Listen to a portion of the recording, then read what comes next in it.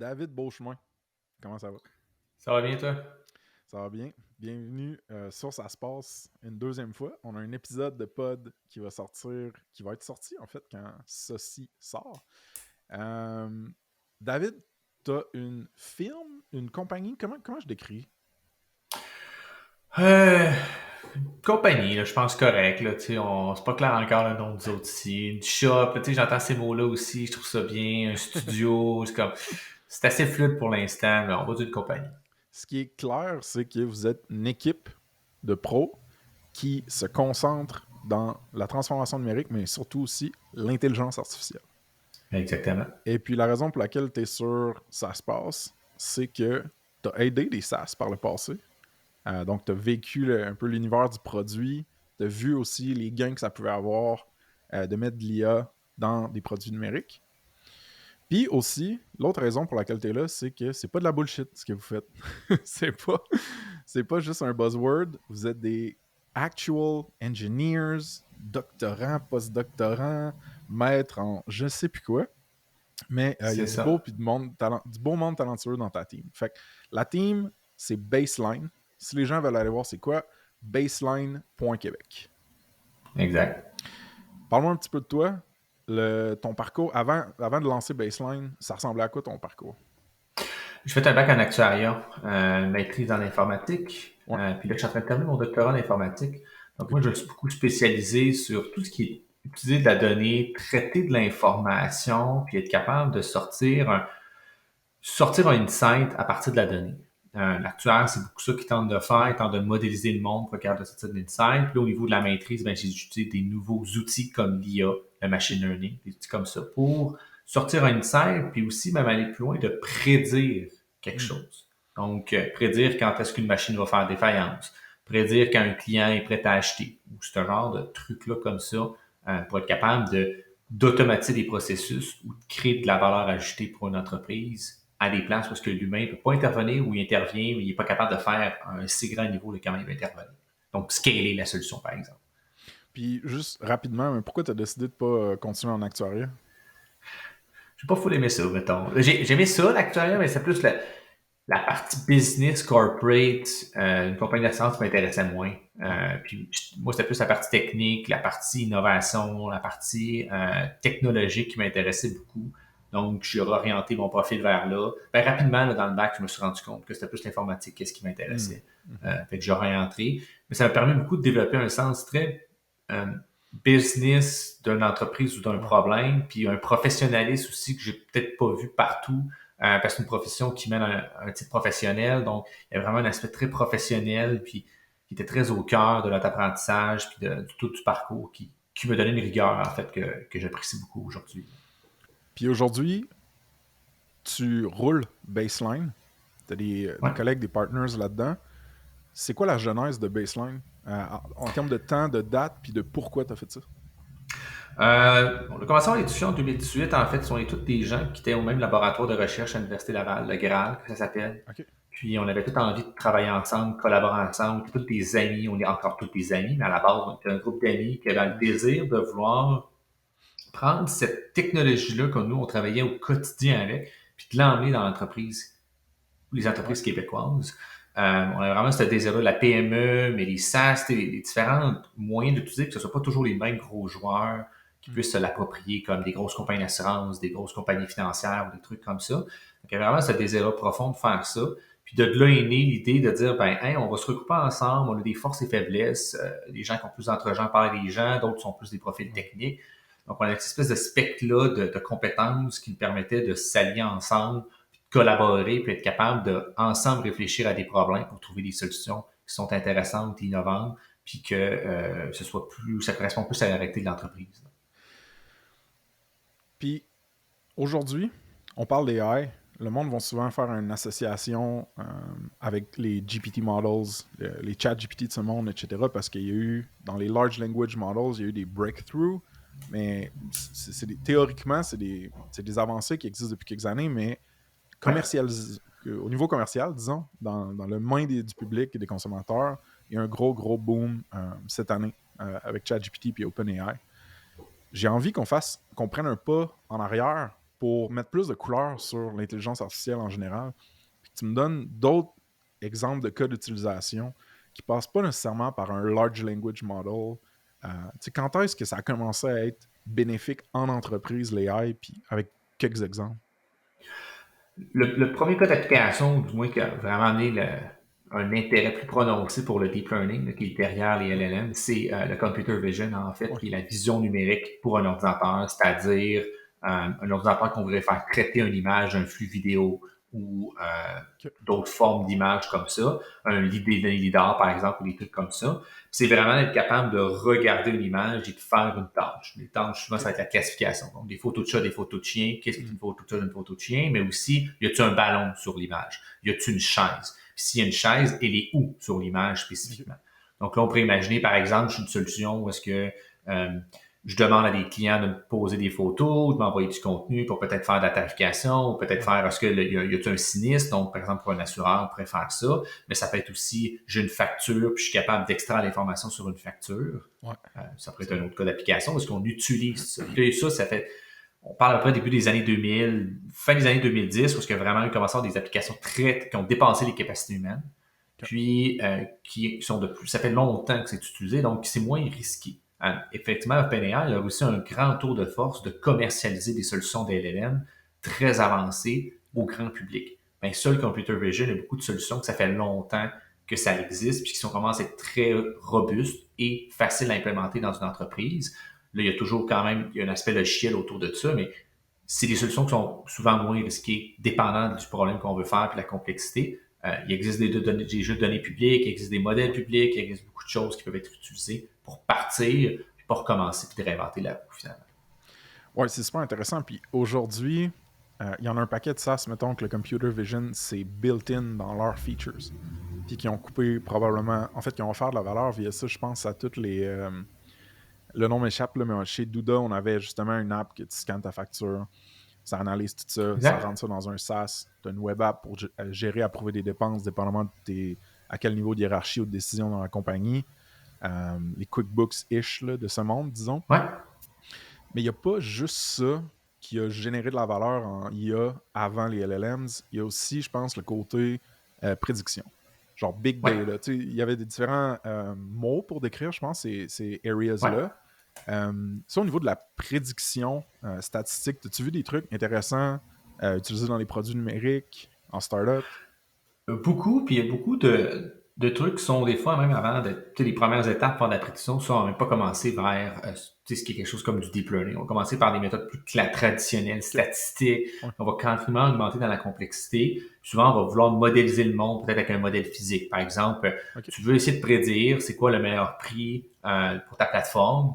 Donc, tu as Mhm. une plateforme, mettons que tu vends des billets, puis c'est quoi le meilleur prix? Mais tu vas recevoir un modèle d'élasticité des prix. Puis donc, tout ça, tu vas essayer de prédire c'est quoi le meilleur prix. Donc, c'est un modèle qui est plus statistique, c'est un modèle économique, mais tu pourrais vouloir ajouter des nouvelles sources d'informations qui vont utiliser peut-être un module d'IA.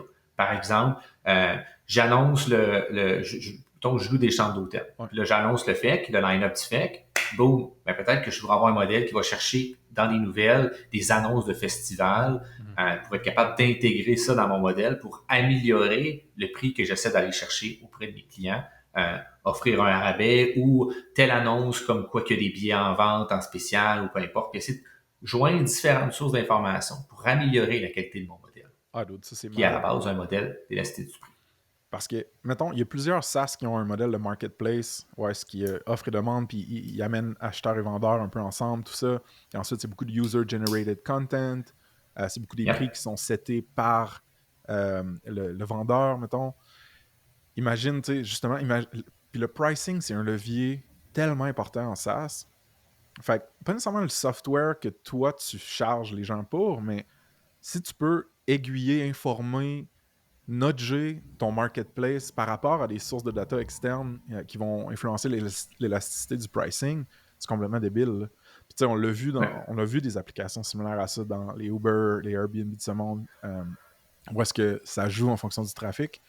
Airbnb, Uber va pas chercher beaucoup, il va chercher sur le trafic, il va pas chercher devant des sources externes, mais des ok, solutions ouais, maintenant qui te permettent d'avoir un meilleur pricing avec justement des informations externes comme tel événement vient d'être ouais, annoncé, c'est vrai. donc ton prix dans ces dates-là, on va l'augmenter.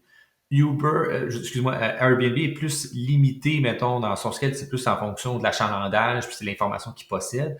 Mais d'ajouter, genre, tu suis des news de ta ville, puis là, comme, hey, il y a tel événement qui va attirer 5000 personnes, puis toi, tu as des chambres disponibles autour de ça, ben, jack up the price de 10% ou 15%. Pour ça peut être des règles d'affaires sur comment tu veux les appliquer, ces informations-là, mais tout ça permet effectivement d'aller chercher des sources externes pour ramener dans ton pricing pour aller chercher plus de valeur. Là, si tu as un marketplace, mettons, d'acheteurs-vendeurs, peut-être d'autres formes, tu sais, il y aurait d'autres mécanismes là, que tu pourrais essayer de mettre en place pour aller chercher cette la demande globale ou locale pour un produit donné, tu peux mapper avec, tu sais, OK, ça c'est out of stock dans différents magasins, donc moi je vais jacker mes prix, mais Exact.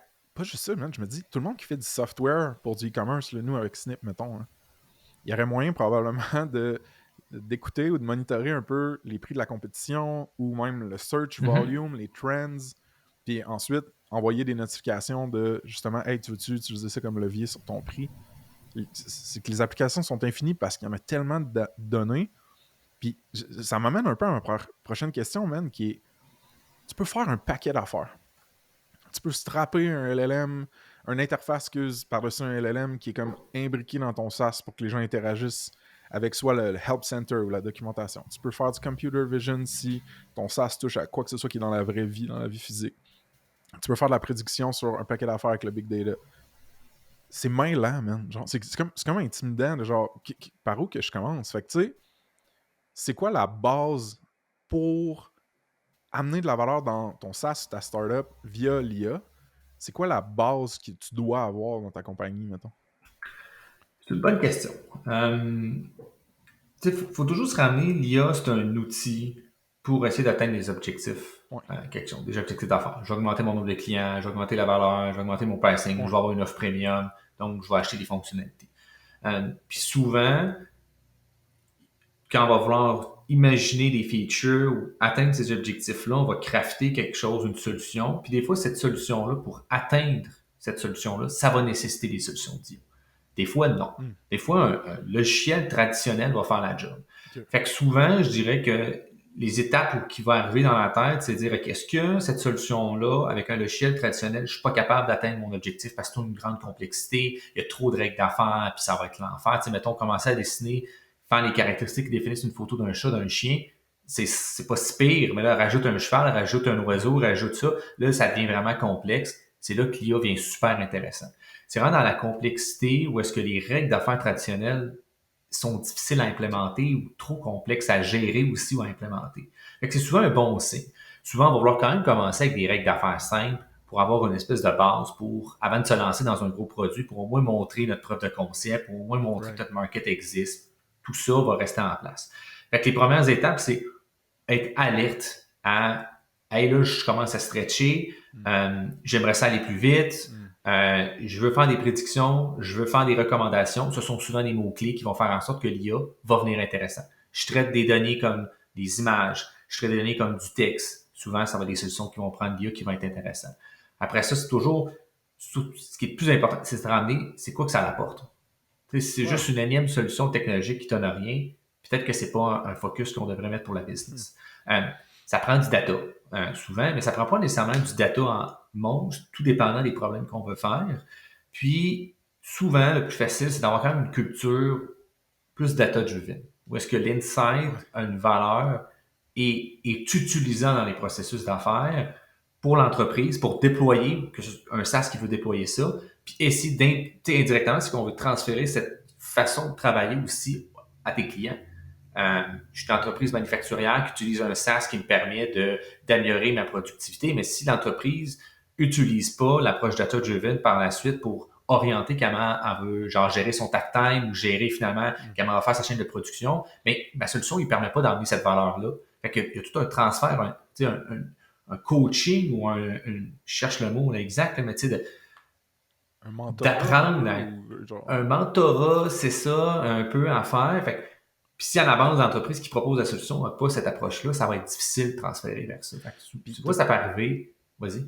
Ouais, ben c'est ça, c'est parce que tu as parlé de données puis de data. Puis ça, c'était quelque chose que j'avais tellement hâte. Là, si les gens veulent toute l'histoire, tous les détails, etc., on a un podcast ensemble qui est sorti juste à checker, ça se passe, le nom de David Beauchemin, ça va sortir. Mais moi, ce que je te disais, c'est que, tu sais, on a-tu déjà assez de data vu qu'on roule sur des bases de données puis qu'on a genre du software distribué dans des serveurs cloud puis tout ça, ou faut qu'on en ajoute, faut qu'on collecte plus? Puis tu m'as comme dit, tu sais, man, arrête de stresser puis comme pense au principe de gouvernance des données. Puis pour moi, ça, c'était comme un nouveau principe que j'avais entendu ça, mais je ne catchais pas vraiment.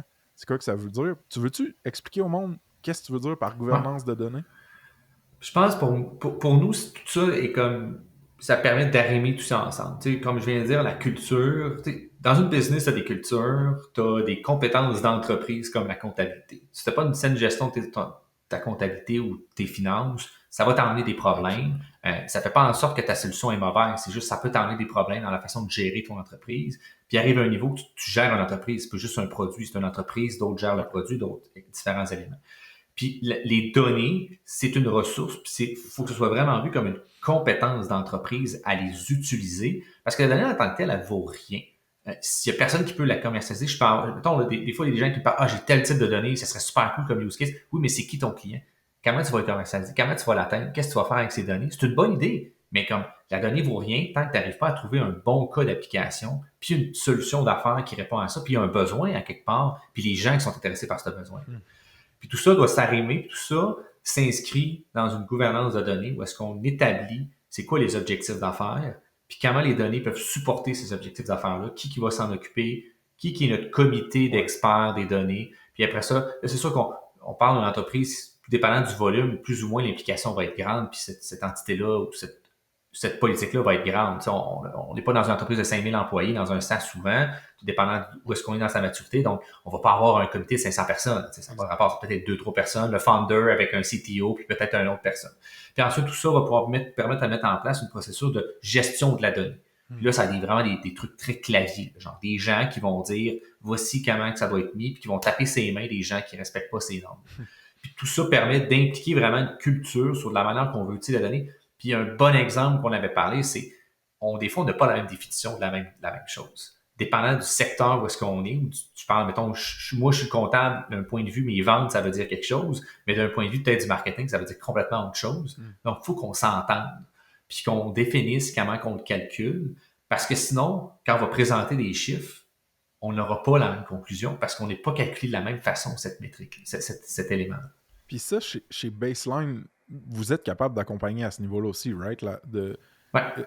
Inculquer un petit peu une culture des données, avoir un consensus sur la définition des différentes métriques qu'on collecte, puis surtout, via une gouvernance des données, comme tu dis, amener une direction, un pourquoi. Pour qu'est-ce qu'on collecte, pourquoi on le collecte, c'est quoi notre code d'affaires qui fait que ça vaut la peine, tu sais, de, comment Tu as dire, tout compris. c'est ça, de gérer cette ressource-là. Puis je trouve que c'est ça le mot-clé, c'est que la donnée, c'est une ressource.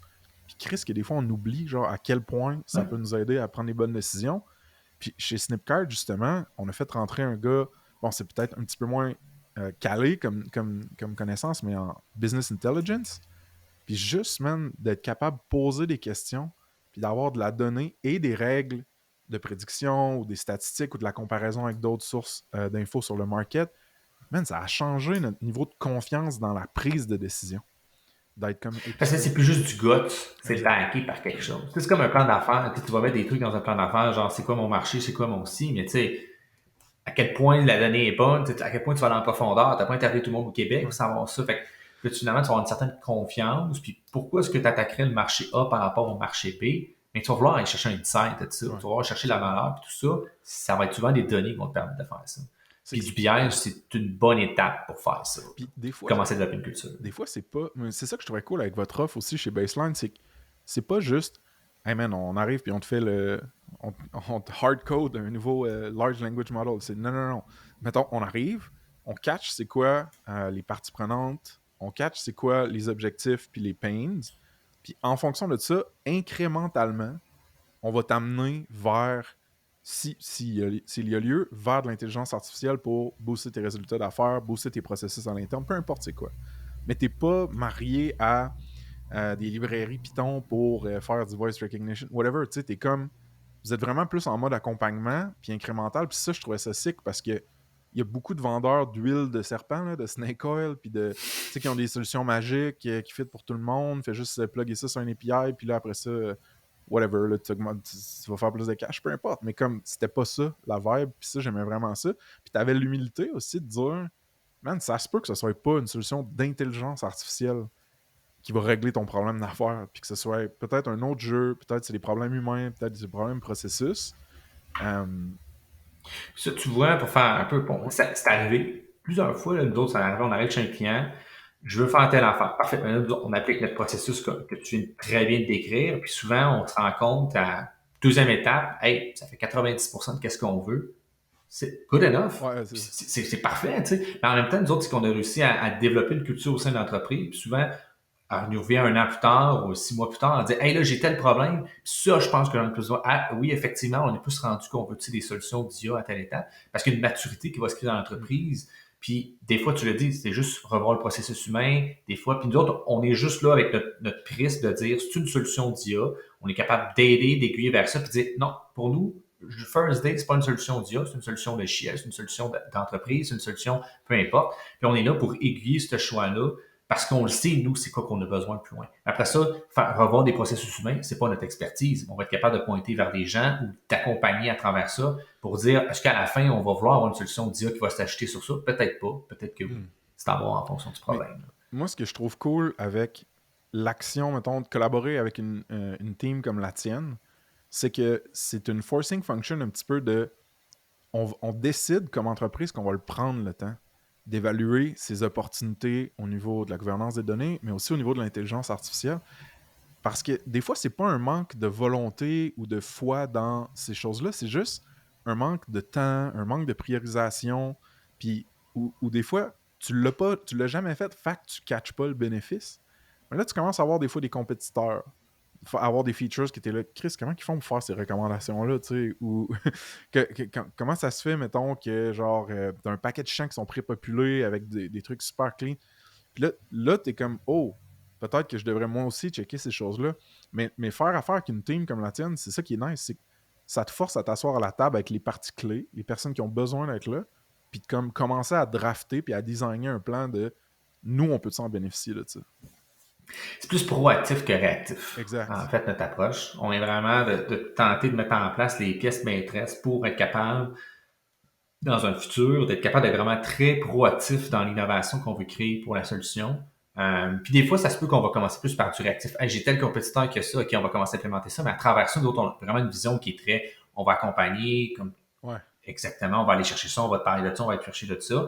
Fait que ça va beaucoup quand même designer le genre de clients avec qui on va travailler, puis le genre de personnes avec qui on veut travailler. Tu sais, il y a des sas avec qui on a fait affaire, c'est exactement ça. Là. Ah, je veux faire d'IA, j'ai des opportunités, parfait. Ben, en même temps, on a beaucoup implémenté une structure data-driven, puis ça les a vraiment aiguillés dans OK, je pensais que mon marché était là, mais finalement, mon marché il est ici. Puis comment je vais l'adresser, ça m'a vraiment drivé comment je vais le faire. Puis je me rends compte, c'est pas 1500 villes que je vais aller chercher, mais c'est juste 20. Puis 20, ça va être 50% de mon marché, puis c'est good enough. Fait que je peux focusser sur mes 20, puis pas me perdre dans mon message.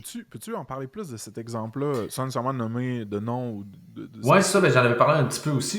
En fait, eux autres, c'est une plateforme qui font des patios. En fait, des decks. Ça peut être un patio de piscine, mais ça peut être un deck en arrière, tout ça. visuellement, Puis, une des fonctions. numériquement, là, juste. Ouais, exactement. Toi, là, tu pars, là, tu es capable de le dessiner, il te propose un plan de coupe à la fin, c'est un grand intérêt, comment le monter, tout ça. Ouais. Tu sais exactement c'est quoi le nombre de matériaux que tu as besoin, tout ça. Puis là, au début, on voulait offrir une fonctionnalité, le scope initial, c'est d'offrir une fonctionnalité qui permettait de valider un plan pour pouvoir arriver à une ville puis dire hey, check ce plan-là, on sait qu'il respecte les normes au niveau, par exemple, des piscines, des règles au niveau des marges de terrain, puis tout ça. Puis là, ça devient super intéressant pour le client qui fait son patio parce qu'il sait que son plan a des très bonnes chances d'être accepté par la ville rapidement. Okay. Pour la ville, bien, elle, après recevoir ce plan-là, avoir un certain degré de confiance, puis peut-être même l'accepter automatiquement ou tout dépendant, on parle à long terme là, ici, là, puis être capable de dire ah oui, ce plan-là, il est bon, donc moins back and forth, parce que ça coûte cher aux villes là, en termes de back and forth, de courriel perdu comme ça. Puis après ça, c'est là, au début, on dit on va cibler toutes les villes, mais en fait, c'est pas toutes les villes qui nous intéressent. Les villes, c'est les villes où est-ce qu'ils se construisent des nouveaux patios. Fait c'est pas Montréal, c'est pas nécessairement Québec, c'est les banlieues de ces villes-là. Puis c'est quelle banlieue où est-ce que la plus forte croissance de population, slash de nouvelles constructions, slash de nouvelles maisons, c'est sûr qui t'intéresse le plus. Puis après ça, on est allé avec des données démographiques, on a monté une approche pour dire voici les marchés qu'on pense que tu dois cibler. Puis après ça, ce que tu peux dire, c'est que si moi je connais exactement le nombre de matériaux que tu as besoin de faire ton patio, mais je peux cogner à la porte de Home Depot, Renault, si tu veux-tu mon client, je peux te le référer, tu prépares la commande, il vient, il part avec ça, il y a pas, tu sais, tu vends tout de suite, c'est une vente facile, moi je me fais une cote dessus. Fait que finalement, tu es un middleman, tu es un Spotify, en fait Shopify, plutôt pour être précis, tu es un Shopify de ce monde, mais dans un lieu très niche qui vient super intéressant. Tu as 3 types de clients en fait à qui tu peux commercer tes solutions avec des intérêts différents. Puis là, tu es capable de savoir comment cibler ton marché. Ouais. Puis ben, ça, c'est toute une approche qu'on lui a proposée en analysant son problème, puis on l'a mis autour de la table, puis qu'on a discuté avec, puis on l'accompagne à aller vers ça. Puis c'est toujours dans l'idée de dire comme, ben, il dit, mais je veux cibler les villes américaines. Oui, mais c'est pas les 15 000 villes américaines. L'intérêt, c'est ces top-là, c'est 50% de ton marché. Les autres, excusez-moi le terme, on s'en fout, là, tu sais. Genre, tu vas juste, tu veux juste aller chercher ton market. T'es pas rendu à aller taper ton 99%. Tu veux juste ton 50%, générer des revenus, puis tu pars avec ça. C'est ça que je trouve malade parce qu'il y a tellement un processus incrémental dans la croissance d'un SaaS aussi qui est de avoir un MVP, un Minimum Viable Product, commencer à faire ses preuves que peut-être dans une certaine niche, une certaine audience, on est capable de générer des ventes. Ensuite, faire des preuves qu'on a un product market fit. C'est-à-dire dans un marché donné, une audience donnée, la majorité des gens ne pourraient pas se passer de ça pour régler leurs problèmes. Parfait. Mais on n'est pas à ressources illimitées. Puis le monde smart en startup, oui, il y a du gut feeling, mais ils visent pas avec un shotgun. T'sais? Fait que quand tu as plus de données, puis pas juste des données à l'interne ou des données que tu collectes avec des sondages ou des onboarding, il y a plein de manières de collecter de la donnée en SaaS. Quand tu appuies par de la donnée externe, ce que tu me disais, c'est ça, c'est qu'il y en a plein de données publiques externes. Ouais, c'est ça, il me semble que c'était le ministère de la Famille, je pense, qui avait pris un rapport en 2022 ou 2023 de mémoire, là, tu sais, comme ça, puis qui avait exactement la croissance de chaque ville. Puis d'autres, on a juste pogné ça, pouf, on a drill down, c'est quoi les villes nous intéressaient, on a tout extrait les données, StatCan, c'est une source. C'est vraiment pas, tu sais, les gens disent, des données, il faut que je les achète, il y en a plein des publics, il faut que tu connaisses ce qui existe. StatCan, Données Québec, Institut de la santé et de la statistique du Québec, il y en a plein. Des fois, juste Google, le rapport de telle affaire, puis tu vas en plein, la SAC sur des données d'accident, des sites, t'en as plein de rapports d'organismes publics qui créent de la donnée, puis qui la traitent, puis qui font bien ça. Pars avec ça, genre. C'est un bon point de départ. Après ça, oui, tu vas peut-être vouloir le raffiner, il y a peut-être des zones, tu sais, d'autres, tu sais, il y a des places qu'on a mis des hypothèses, on a dit c'est combien de marchés qu'on peut aller chercher, il a fallu mettre quand même des hypothèses, mais on avait quand même des données réelles du terrain, par ville, pas par code postal, mais par ville, dans une région. C'était juste en masse. Il y avait, je pense, une ou deux régions où est-ce qu'elle était agrégée, là. On n'avait pas par ville, là, genre Côte-Nord, parce que c'était trop gros, là. Mais tu sais, encore une fois, si tu ça, ta clientèle, tu vas aller chercher, peut-être pas. Fait qu'on avait ciblé Chaudière-Appalaches, Centre du Québec. Ils l'ont fait. Ils l'ont actually appliqué cette go-to-market-là, cette commercialisation-là, d'être plus ciblé dans où ils vont vendre leur plateforme. Là, c'est ce que tu parles, right? Exactement. C'est malade, man. Puis ça ressemble à quoi de travailler avec ta team, genre? Tu sais, comme ça, c'était un SaaS qui vous est arrivé, vous avez aidé au niveau de la donnée, au niveau même, tu sais, des trucs un peu plus funky au niveau de, bon, les règles de municipalité, comme tu parlais, là, la conformité. Il y a de l'IA, il y a du data, il y a un paquet d'affaires, mais travailler avec toi, genre, c'est-tu un meeting par semaine? C'est-tu, nous, on rentre 6 mois, on Ça va sort? dépendre. Ça va quand même dépendre. Tu sais, il y a une formule où est-ce que si il y a déjà des processus d'affaires ou des processus de feature, si on veut, tu sais, comme je livre ça à un client ou j'ai un processus d'affaires que je veux automatiser ou que je veux mettre lié dans mon processus d'affaires à l'interne. Par exemple, on a donné l'exemple de faire des scans de factures. Ben, tu sais, ça se peut que la solution au jour 1, ce soit un humain qui fait juste extraire les données puis qui rentre manuellement dans ton outil. Tu sais, pour vrai, ça peut fonctionner, mais ça ne scale pas. Mais est-ce qu'il y a une opportunité d'IA? Ben, ça, c'est voir les opportunités d'IA dans les processus d'affaires. Après ça, il y a des fonctionnalités d'IA qu'on voudrait intégrer dans un SaaS, par exemple, pour être capable de le vendre puis que vraiment ça se fasse automatiquement et non un processus interne, mais vraiment un processus client, genre de la recommandation de produits, par exemple, ou des choses comme ça. Bien, ça, on va analyser c'est quoi les opportunités, c'est quoi les données. Puis là, il y a une partie où est-ce qu'on va faire des rencontres avec vous autres. Puis c'est toujours c'est quoi les objectifs d'enfant? C'est quoi la solution? Puis bien la comprendre. Tu sais, des fois, ça prend plus qu'un 15 minutes, là, bien comprendre la solution, tout ça. Souvent, ça va être des rencontres. Ça, c'est un produit qui est plus clé en main en termes de prix et en termes de comment on fonctionne. On en a fait plusieurs, donc c'est plus rodé. T'en as d'autres, celui que je donnais en exemple. Là, c'était vraiment une formule plus accompagnement où est-ce que on avait le problème, on avait l'idée, on est parti. Nous, on a pris ça de notre bord. On a fait, moi, je pense que ton problème, c'est plus ça, ça, ça, ça. On l'a pitché. Il a fait, hey les gars, vous savez quoi, vous avez raison. Puis là, on a travaillé là-dessus. Puis après ça, c'est des rencontres plus régulières. Puis actuellement, la formule, on est plus d'un après advisor, en fait, accompagnement, où est-ce que Je comprends. il vient nous voir de manière périodique. OK, j'ai telle affaire, qu'est-ce que vous pensez de ça? On va faire telle offre de fonctionnalité d'IA, qu'est-ce que vous en pensez? Parce qu'ils ont des partenaires aussi qui essaient de faire des pitchs d'IA aussi à l'interne sur tel élément qui sont moins notre zone d'expertise. Par exemple, il y en a qui ont fait une pitch, on a fait, ouais, mais nous, on pense que, encore une fois, votre problème, c'est pas d'aller chercher 500 10, c'est d'aller en chercher les 10 meilleurs. Puis c'est de ramener ce discours-là. Donc, il va y avoir vraiment une rencontre comme on aurait là, genre explique pas ton problème, etc. Tout ça, on va avancer, faire un rapport, faire une analyse, regarder des solutions qui sont disponibles. Tu sais, des fois, il y a beaucoup de fonctionnalités que c'est un autre SaaS qui va te le vendre. Puis si c'est pas ton core business, c'est pas grave. Si c'est ton core business, là, oui, là, ça, c'est un autre problème. Mais si t'as pas ton core business, juste gérer tes factures, puis toi, c'est juste pour gérer tes factures, le processus à l'interne, on va pas développer une solution. On va aller voir des solutions qui existent déjà, mais on va choisir la meilleure, puis qui comprend le français, si tes factures sont en français, qui est capable de s'impliquer comme il faut dans ton processus, puis c'est faire cette analyse-là d'intégration aussi là, qu'on est capable de faire. Puis un truc aussi que je trouve intéressant, on en avait parlé, c'est qu'il n'y a pas juste des geeks d'algorithmes dans le fond d'un laboratoire chez vous. Il y en a de ça en masse, mais Ouais, il y a aussi des actual devs, right? Des full stack devs qui ouais, sont capables de jouer exact. avec du code puis des web apps parce que, comme on parlait, l'intelligence artificielle, la donnée, etc., c'est tout cool, mais pour réussir à visualiser ça, à prendre des décisions à partir de ça, à le manipuler, il te faut un bon vieil interface. Là, il faut faut que tu vois ça quelque part. Fait il y a il y a de ce profil-là dans votre team aussi, c'est ça?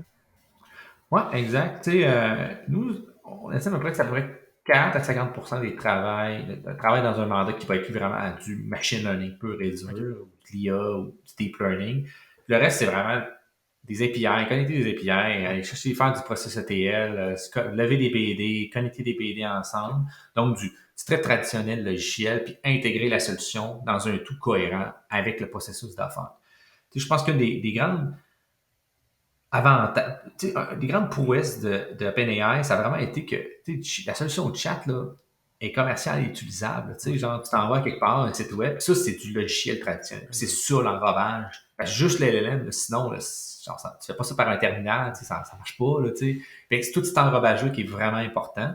Souvent, les approches qu'on va faire, nous autres, c'est que la première version, elle n'a pas cet enrobage-là. On va juste vérifier d'un point de vue technologique, est-ce que la solution d'IA a du Ouais. sens? Après ça, on va l'enrober. Puis là, on va vouloir peaufiner puis améliorer la solution. Mais jour 1, on va vouloir focuser juste sur, regarde, on te fait une démo, on te le montre avec un UI super simple, qui c'est genre une page blanche. Mais à terme, on va vouloir une solution qui est meilleure que ça. Ou c'est un API, on va te montrer l'API, qu'est-ce qu'il fait. Puis on va vouloir interagir avec l'équipe pour être capable de valider le produit aux différentes étapes là, du développement. Puis, corrige-moi si je me trompe, mais il y a quand même plusieurs programmes de subvention puis de financement qui permettent à des entreprises de justement travailler avec des pros comme vous autres. Fait que je pense que ça, c'est quand même un avantage économique à souligner, là. C'est-à-dire que si tu veux Ouais. explorer l'IA, si tu veux voir comment ça pourrait aider ta business, ben, ça se peut que ça te coûte pas les yeux de la tête si justement tu es accompagné dans ces programmes-là. Vous, c'est quelque chose qui fait partie de votre réalité aussi. Exactement. Tu sais, on accompagne là-dedans. On prend à différents niveaux. Là. On a écrit quelques-uns documents qu'on a vraiment écrit là, une partie du document sur l'aspect très technique. Puis il y en a d'autres, c'est plus comme on donnait les idées, puis l'écriture se faisait du côté de la start-up ou de OK. l'entreprise. Mais c'est déjà arrivé qu'on écrit des bouts de paragraphes pour être capable de supporter cette demande de subvention. Là. OK. On a aussi un document où d'autres, on a fait notre due diligence de savoir lesquels qui existent. Il y en a qui sont plus périodiques, il y en a qui sont annuels, il y en a qui reviennent souvent. Dépendant du type d'entreprise, son type d'incorporation, dépendant de son type d'activité, ça va en gros, c'est assez compliqué. On a essayé de faire une matrice, puis je peux pas dire qu'on a tout réussi parce qu'il y a vraiment, tu sais, comme par secteur, il va y avoir chaque produit. Fait en gros, il y a effectivement beaucoup de fonds disponibles. Les pourcentages vont varier, les montants vont varier. Pour les startups, il y en a des super intéressants. Il y a des appels à projets d'IA aussi. Il y en a 2 par année Hmm. au Québec qui peuvent aller chercher jusqu'à 150 000 à 350 000, même aller jusqu'à 1,5 million si c'est un projet vraiment d'envergure. Fait les différents projets, c'est super intéressant. C'est un bon moment de faire ça. Mais les premières étapes avant, c'est tout le temps, c'est quoi qu'on veut faire, c'est monter un plan. Puis après ça, d'essayer de monter ce projet-là pour être capable de faire un développement qui est de l'allure. on est capable de prendre à toutes les étapes. C'est sick. Ça me donne juste le goût d'avoir un SaaS pour pouvoir avoir un projet avec toi. Là. Mais mettons, pour ceux Écoute, on peut s'en trouver un. Là.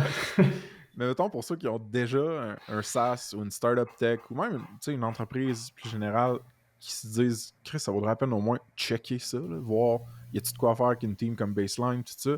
Vous êtes à baseline.québec, le site web. Toi, c'est Exact. david.beauchemin@baseline.québec, ton email. Exactement, c'est Je vais ça. tout mettre ça dans les notes de la page aussi. Puis t'es sur LinkedIn aussi, les gens, t'es à l'aise que le monde te poke sur LinkedIn. Slider dans mes DM, c'est la meilleure façon de me rejoindre sur LinkedIn. Parfait. Puis, en tout cas, j'incite fortement les gens à aller écouter l'épisode de podcast complet qu'on a fait ensemble. Puis, juste dire un énorme shout-out, puis merci justement à Baseline. Là. Vous êtes commanditaire, puis vous supportez Snipcart. Arrête de vivre dans le passé. Vous, vous supportez, ça se passe. C'est fucking sick de pouvoir être exposé à des partners comme ça, puis des providers qui ont des expériences qu'on n'a pas nécessairement tout le temps à l'interne. Fait que man, je te remercie du fond du cœur. Merci à toi. Puis on va se revoir bientôt. Yes. Bye bye.